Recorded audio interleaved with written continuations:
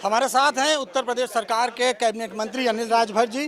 Sir, सबसे पहले कि जो प्रतिनिधि सम्मेलन चल रहा है, इसका कितना लाभ आने वाले चुनाव में मिलने वाला है? देखिए, भारतीय जनता पार्टी लाभ हानि के दृष्टि से काम नहीं करती।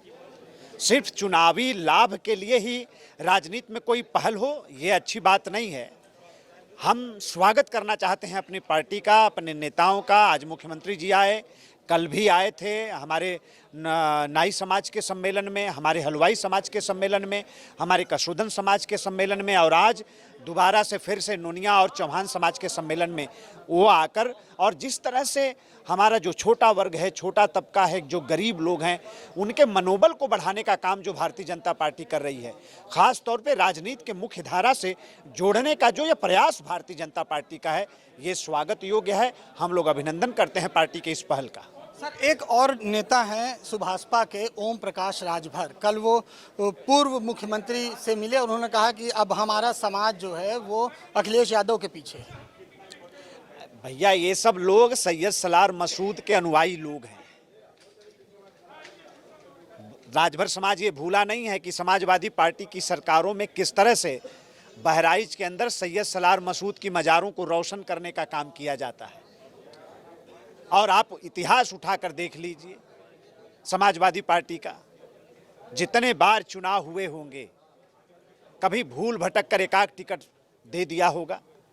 नहीं, मैं अभी अगर गिनाने लगूं तो पिछले कम से कम 2-3 बार के लोकसभा का चुनाव आप देख लीजिए, और 2-3 बार के विधानसभा का चुनाव देख लीजिए।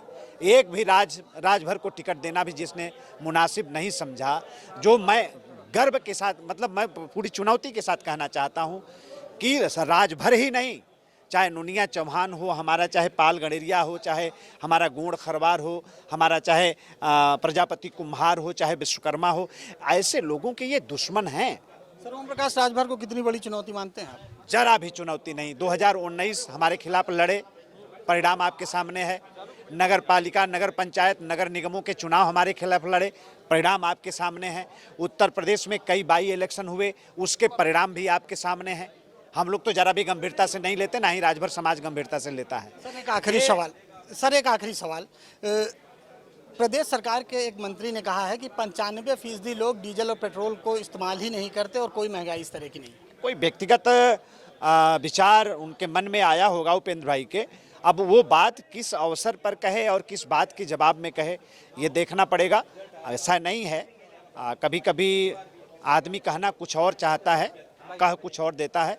उसको बहुत इस तरह से तवज्जो नहीं देना चाहिए, कोई इशू और मुद्दा नहीं बनाना चाहिए। तो ये थे हमारे साथ कैबिनेट मंत्री अनिल राजभर, जिनका कहना है कि ओम प्रकाश राजभर के कहीं भी जाने से कोई फर्क नहीं पड़ता है। कैमरामैन रोहित के साथ नीरज मिश्रा, न्यूज़ इंडिया, लखनऊ।